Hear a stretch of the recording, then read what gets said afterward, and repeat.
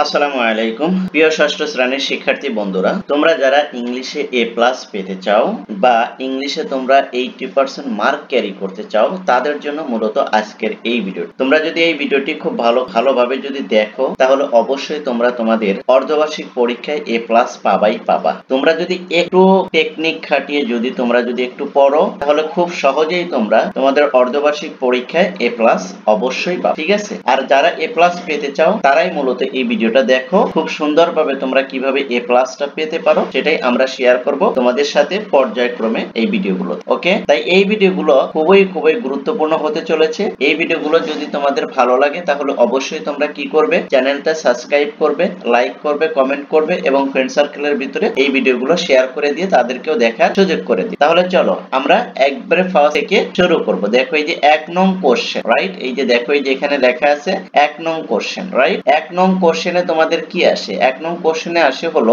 Identification of parts of speech. Identification of parts of speech, অর্থাৎ parts of speech কি করবে? Identification করবে। আর সেটা কত নাম্বার কোশ্চেনে আসে? এই যে 1 নাম্বার কোশ্চেনে আসে, ঠিক আছে? আমরা কিন্তু এভাবে কিন্তু কোশ্চেন ধরে কিন্তু এখন আলোচনা করব, ঠিক আছে? যাতে করে তোমরা তোমাদের অর্ধবার্ষিক পরীক্ষা ভালোভাবে তোমরা কি করতে পারো, এ প্লাস পেতে পারো। অর্ধবার্ষিক পরীক্ষায় যারা এ প্লাস পেতে চাও মূলত তাদের জন্য এই ভিডিওগুলো, ঠিক আছে? তোমরা যারা এ প্লাস পেতে চাও বা তোমাদের লক্ষ্য A plus, do or die, anyhow, যে কোনো ভাবে তোমরা এ প্লাস পেতে চাও তাহলে তোমরা অবশ্যই এই ভিডিওগুলো মনোযোগ সহকারে দেখো। আমরা প্রথমে শিখবো যে কি নাউনকে আমরা প্রথমে শিখবো। দেখো পার্টস অফ স্পিচের যতগুলো প্রকার আছে তার প্রথমে কি আছে? এই যে নাউন। তাহলে নাউন কাকে বলে বা নাউন চেনার উপায় কি সেগুলো আমরা শিখবো। তাহলে দেখো এই যে নাউন দ্বারা কোনো কিছুর নাম বোঝায়। নাউন দ্বারা কি বোঝায়?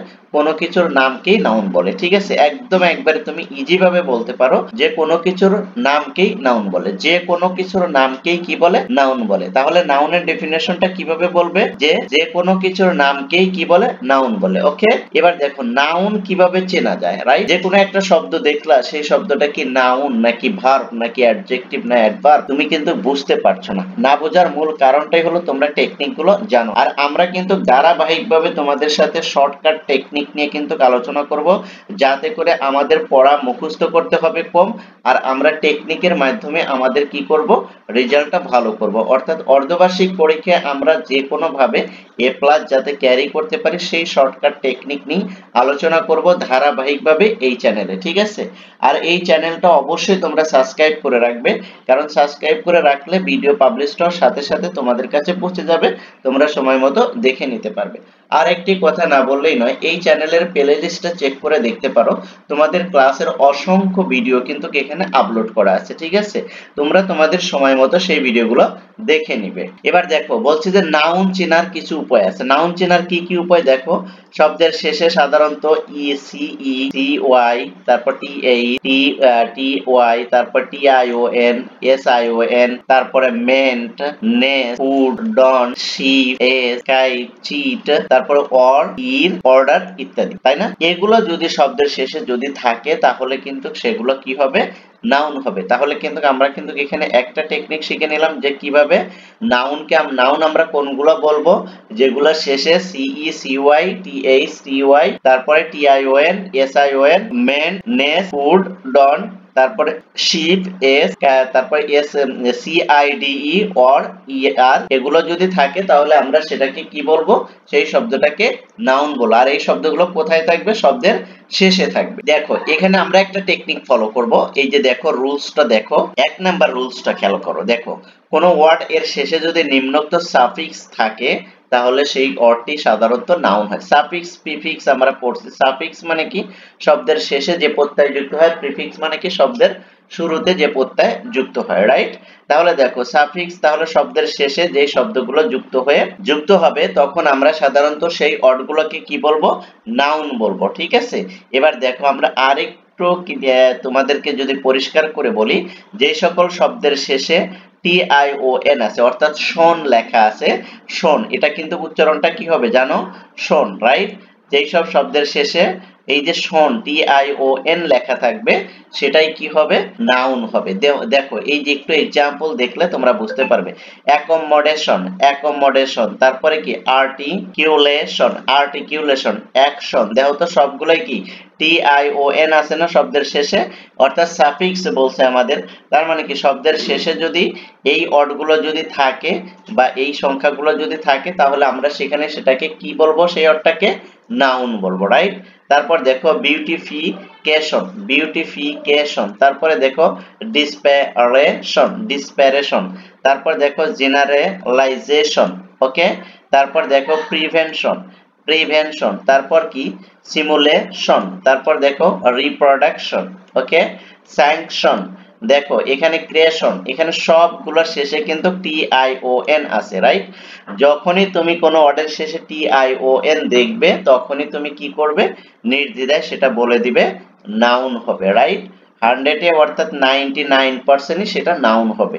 এক্সেপশনাল কিছু থাকতে পারে সেটা আমরা পরে আলোচনা করব, ঠিক আছে।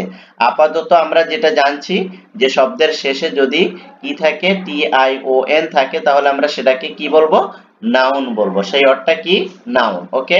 তারপর দেখো SION অথবা SSION যদি থাকে তাহলে সেটাও কি হবে, নাউন হবে। যেমন দেখো এই যে অ্যাডমিশন, তারপর কমিশন, তারপরে কি ডাইমেনশন, তারপরে দেখো সাসপেনশন, ঠিক আছে, সাবমিশন, তারপরে কি সেশন, ভিশন, তারপরে অকেশন, এগুলো শব্দের শেষে কি SION আছে, রাইট। ওকে, তারপরে আমরা কিন্তু আরেকটা শিখেছিলাম যে ANCE যদি থাকে তাহলে সেটাও কিন্তু কি হবে, সেই শব্দটা নাউন হবে। যেমন দেখো অ্যাকসেপ্টেন্স, তারপরে কি অ্যাসুরেন্স, ক্লিয়ারেন্স, তারপরে সিগনিফিকেন্স, তারপরে দেখো ভিজিলেন্স, রিয়ালাইন্স, তারপরে কি ইলিগেন্স, অ্যাপ্লিয়েন্স। দেখো এখানে সবগুলো শেষে কি আছে, ANCE যদি থাকে তাহলে সেটা কি হবে, সেই শব্দটা নাউন হবে। কারণ আমাদের কোশ্চেন হলো কি যে identification of parts of speech, right. নাউনকে আমরা আইডেন্টিফাই করব। নাউনকে আইডেন্টিফাই করলে অবশ্যই তোমাকে কিন্তু এই টেকনিকগুলো জানতেই হবে। এগুলো না জানলে কিন্তু তুমি কিন্তু খুব সহজে নাউনকে কি করতে পারবে না, আইডেন্টিফাই করতে পারবে না, ঠিক আছে। তারপর দেখো ENCE, একটা আছে হলো ANCE, তারপর একটা কি ENCE। যেমন দেখো ইনোসেন্স, ডেলিজেন্স, দেখো তারপর এক্সিলেন্স, তারপর ইনডিপেন্ডেন্স, ভায়োলেন্স, তারপর কি ডিফারেন্স, দেখো এক্সপেরিয়েন্স। এখানে সবগুলোই কি এই যে ENS যুক্ত হয়েছে না সাফিক্স, এই ENS যুক্ত হওয়ার কারণে এগুলো কি হয়ে গেছে, এগুলো সবই নাউন হয়ে গেছে, ঠিক আছে। তারপর আমরা আরেকটা শিখেছিলাম TY শিখেছিলাম। দেখো ability, atrocity, beauty, identity, purity, productivity, তারপর সিকিউরিটি, তারপর পভার্টি, তারপর গ্র্যাভিটি, ইকুইটি, তারপরে আছে সিম্পলিসিটি, তারপর দেখো অ্যানিউটি, তারপরে সলিডারিটি। এই সকল শব্দগুলো শেষে সবগুলোই দেখো এই যে কি আছে, TY রয়েছে, রাইট, TY রয়েছে। তাহলে এগুলো কি শব্দ হবে, এগুলো সবই কিন্তু নাউন হবে, রাইট। তারপর দেখো এই যে মেন, শব্দের শেষে যদি মেন্ট থাকে তাহলে সেটাও কিন্তু নাউন হবে। কিভাবে, দেখো এই যে কিছু পরিচিত শব্দগুলো দিয়ে দেখো, অ্যাচিভমেন্ট, এগ্রিমেন্ট, ডেভেলপমেন্ট, মেজারমেন্ট, তারপর কি হ্যারাসমেন্ট, তারপরে কি আছে সেটেলমেন্ট, ট্রিটমেন্ট, ওকে। দেখো সবগুলো শেষে কি আছে, মেন্ট যুক্ত আছে। তাহলে এটা কি হবে, এটা আমরা নির্দ্বিধায় বুঝে নেব এটা কি, এই শব্দটা নাউন। তারপরে নেস থাকে, ঠিক আছে। তারপরে কি থাকে, শব্দের সাথে যদি হুড থাকে, যেমন চাইল্ডহুড, ম্যানহুড, লিভহুড, ম্যাথরহুড, ওকে। এগুলো সবগুলোই কিন্তু একটু দেখে নিবে। রেস নিয়েও কি আছে দেখো এই যে কাইন্ডনেস, কি রিডিংনেস, তারপরে ফিটনেস, ঠিক আছে, আনসারনেস, হ্যাপিনেস, এগুলো সবগুলোই কি আছে, নেস দিয়ে দেওয়া আছে, ঠিক আছে। তারপর দেখো আরেকটা শব্দ আছে ড্রম, এই যে উইজডম, তারপরে কি ফ্রিডম, কিংডম, সার্ফডম, তারপরে স্টেটডম, তারপরে কি আর্টডম, তারপরে মার্টারডম। ওকে, এই শব্দগুলো যদি থাকে তাহলে আমরা সেটাকে নির্দ্বিধায় কি বলবো, এই শব্দগুলোকে আমরা নাউন বলবো, রাইট। তারপর দেখো এই যে তারপরে কি বলছে, এল, এল যদি শব্দের শেষে থাকে, যেমন প্রফেশনাল, এটা কি নাউন। এস, এজিই যদি থাকে, এগুলো শব্দের শেষে যদি থাকে তাহলে সেটা কি হবে, নাউন হবে। তোমরা একটু এগুলো দেখে নেবে, ঠিক আছে। এগুলো যদি দেখো তাহলে কিন্তু নাউন চেনাটা তোমাদের জন্য অনেকটাই সহজ হবে, ঠিক আছে। এগুলো চেনাটা অনেকটাই সহজ হবে, তাহলে তোমাদের আর নাউনে কোনো সমস্যা হবে না, নাউন ফাইন্ড আউট করতে আর কোনো সমস্যা হওয়ার কথা না। ওকে, এবার দেখো আমরা রুল 2 নাম্বারটা যদি একটু দেখি, আর্টিকেল তথা ডিটারমিনার যুক্ত শব্দ এবং আর্টিকেল ও প্রিপজিশন এর মধ্যকার শব্দ সাধারণত নাউন হয়। একটু খেয়াল করো, এই রুলগুলো কিন্তু একটু তোমাকে খেয়াল করতে হবে, ঠিক আছে, কারণ তোমাদের ফিল ইন দা গ্যাপ আছে, তারপরে উইদাউট ক্লুজ আছে, উইথ ক্লুজ আছে, ঠিক আছে। এগুলো যদি তুমি পারতে চাও বা এই গ্যাপগুলো যদি পূর্ণ করতে চাও, এগুলো কিন্তু খুবই খুবই গুরুত্বপূর্ণ। এই রুলসগুলো তোমাকে একটু প্র্যাকটিস করতে হবে, ঠিক আছে। দেখো এই যে ওরা বলছে আর্টিকেল তথা ডিটারমিনার যুক্ত শব্দ আর্টিকেল ও প্রিপজিশনের মধ্যকার সাধারণত নাউন হয়। আর্টিকেল এবং প্রিপজিশন এর মধ্যকারের যদি গ্যাপ থাকে, এই এক পাশে আর্টিকেল আর এক পাশে এই যে আর্টিকেল, তার মাঝখানে যদি গ্যাপ থাকে তাহলে তারপরে প্রিপজিশন যদি থাকে তাহলে কিন্তু সেখানে কি হয়, সেখানে সাধারণত নাউন হয়। যেমন দেখো এই যে এক্সাম্পলটা দেখো, this is the go of the world. Okay, দেখো এই যে দিটা কি আর্টিকেল, তারপরে অফটা কি প্রিপজিশন, আর প্রিপজিশন মানে কি, অর্থাৎ হচ্ছে হলো তোমার কি একটা পাশে আর্টিকেল বা ডিটারমিনার থাকবে আর অন্য পাশে কি থাকবে, প্রিপজিশন। এই যে অফটা প্রিপজিশন, তাহলে মাঝখানের শব্দটা কি হবে, মাঝখানের শব্দটা হবে হলো নাউন। অর্থাৎ এখানে যদি গ্যাপ দিয়ে দেয় তাহলে তুমি কি দিবে, সেখানে নাউন দিয়ে দিবে, রাইট। যে কোনো একটা নাউন শব্দ বসা দিলেই তোমার গ্যাপটা পূর্ণ হয়ে যাবে। তারপর দেখো I have a talk with you. দেখো এই যে আটা কি আর্টিকেল, আর এই টকটা কি নাউন হয়েছে, আর উইথটা কি প্রিপজিশন। অর্থাৎ আর্টিকেল, আর্টিকেল বা ডিটারমিনার, আর্টিকেল বা ডিটারমিনার, আমি আবারও বলছি দেখো, আর্টিকেল বা ডিটারমিনার এর পরে যদি গ্যাপ থাকে এবং তারপরে যদি কি থাকে, প্রিপজিশন থাকে, তাহলে অবশ্যই ওই গ্যাপে কি হবে, নাউন হবে, রাইট। এই যে টকটা এখানে কি হয়ে গেছে, নাউন হয়ে গেছে। তারপর দেখো he keeped the fast for a week. দেখো এই যে দিটা কি আর্টিকেল, আর এই যে ফরটা কি প্রিপজিশন। অর্থাৎ আর্টিকেল এবং প্রিপজিশনের মাঝে যদি গ্যাপ থাকে তাহলে আমরা সেখানে কি দেব, একটা নাউন বসিয়ে দিলেই হয়ে যাবে। এই যে ফার্স্ট, এখানে কিন্তু নাউন বসিয়েছে, ঠিক আছে। তারপরে দেখো রুল 3 তে বলছে প্রিপজিশন এর পর কোনো শব্দ থাকলে বা কোনো শব্দের পূর্বে প্রিপজিশন থাকলে সেটি সাধারণত নাউন হয়। কি বলছে, আমি আরেকবার বলছি, দেখো প্রিপজিশন এর পর কোনো শব্দ থাকলে, প্রিপজিশনের পরে যদি কোনো শব্দ থাকে বা কোনো শব্দের পূর্বে প্রিপজিশন থাকলে সেটি সাধারণত নাউন হয়। ওকে, দেখো এই যে কি বলছে যে আওয়ার ব্লেসিং কাম, এই শব্দটা দেখো এই যে ফ্রম, এটা কি প্রিপজিশন না, এটা প্রিপজিশন। বলছে যে প্রিপজিশন এর পর কোনো শব্দ থাকলে প্রিপজিশনের পরে সাধারণত কি হয়, নাউন বা প্রোনাউন হয়, সেটা আমাদের এখানকার সাথে মিলে যায়।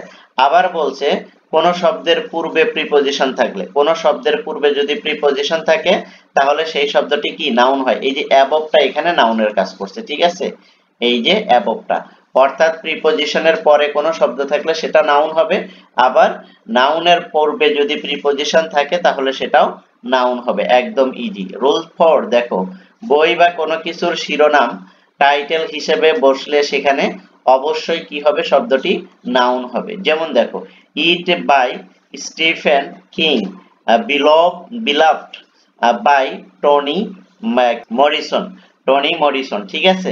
এখানে দেখো ইটটা কি, ইট হলো একটা হলো প্রোনাউন, আর এই যে বিলাভড এটা হলো অ্যাডজেক্টিভ। বিলাভডটা কি অ্যাডজেক্টিভ, এক্ষেত্রে এগুলো বইয়ের নাম বোঝাচ্ছে বিদায় এগুলো নাউন। অর্থাৎ এই যে যেগুলো কি নাউন হবে সেটা কি বলছে, যে বই কোনো কিছুর শিরোনাম, বই বা কোনো কিছু শিরোনাম হিসেবে বসলে যে কোনো শব্দই কি হবে, নাউন হতে পারে, ঠিক আছে। এই যে শব্দগুলো কি নাউন হতে পারে, ঠিক আছে, বইয়ের নামটা কি হবে, নাউন হয়ে যাবে। তারপর দেখো আরেকটা রুলস আছে, এটাই শেষ। দেখো পাশাপাশি দুটি নাউন একসাথে বসলে প্রথমটি অ্যাডজেক্টিভ এবং দ্বিতীয়টি নাউন হয়। অর্থাৎ নাউন এবং অ্যাডজেক্টিভ পাশাপাশি যদি দুটি নাউন বসে, এই একটা গ্যাপ, এই একটা গ্যাপ, ঠিক আছে, তাহলে এখানে যদি পাশাপাশি যদি গ্যাপ থাকে, ঠিক আছে, এখানে আমি তোমাকে যেটা বোঝাতে চাচ্ছি, এই যে এখানে this is the book of English language, English language, দেখো এটাও নাউন, এটাও নাউন, রাইট? এটা যদি আমি আলাদাভাবে বলি, দেখো সেন্টেন্সের খাতিরে যদি না বলি তাহলে এটা কি নাউন, ইংলিশ একটা নাউন, ল্যাঙ্গুয়েজটাও একটা নাউন, ওকে? কিন্তু এখানে কি বলছে, পাশাপাশি যদি দুটি নাউন বসে তাহলে প্রথমটি কি হবে অ্যাডজেক্টিভ এবং তার পরেরটি হয়ে যাবে নাউন, অথবা নাউন প্রথমে শেষেরটি হবে নাউন এবং তার পূর্বেরটি হবে অ্যাডজেক্টিভ। আশা করি তোমরা বিষয়টা বুঝতে পেরেছো। এরকম ইনফরমেটিভ ভিডিও পেতে চাইলে অবশ্যই তোমরা চ্যানেলটি কি করবে, সাবস্ক্রাইব করবে, লাইক করবে, কমেন্ট করবে। আর এই ভিডিওগুলো তোমরা কি করবে, তোমাদের ফ্রেন্ড সার্কেলের ভিতরে শেয়ার করে দিবে যাতে করে তারাও এগুলো থেকে শিখতে পারে। থ্যাংক ইউ সো মাচ, আল্লাহ হাফেজ।